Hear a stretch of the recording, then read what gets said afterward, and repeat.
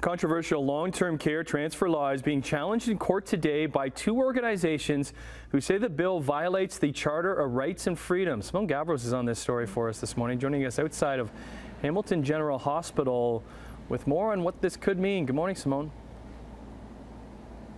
Good morning, Tim. Well, Bill 7, also known as the More Beds, Better Care Act, came into effect in 2022. It requires hospitals to move patients that are ready to be discharged into a long-term care home not of their choosing. And if they refuse, they could face a fine of $400 a day. Now, one of the main topics that'll be talked about today and tomorrow includes looking at whether this law has fulfilled its purpose of improving the flow of patients. Now, I spoke with Natalie Mera, who is the executive director with the Ontario Health Coalition this morning on the phone.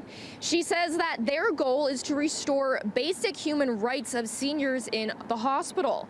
Now, both her group and the Advocacy Centre for the Elderly say that the number of alternate levels of care, or ALC patients, has increased by 30%, so they're calling for the law to be struck down. The groups also argue that the law targets seniors and violates the right to life, liberty, and security.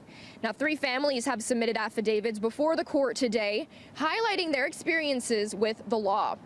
Now, this morning, a spokesperson for Ontario's Minister of Health tells CHCH News that the law is making a difference. Bill 7 has, quote, resulted in higher than ever ALC discharge volumes at 34%, with length of stay reaching an all-time low. The minister's spokesperson says over 31,000 ALC patients have been discharged into a long-term care home since January 2022.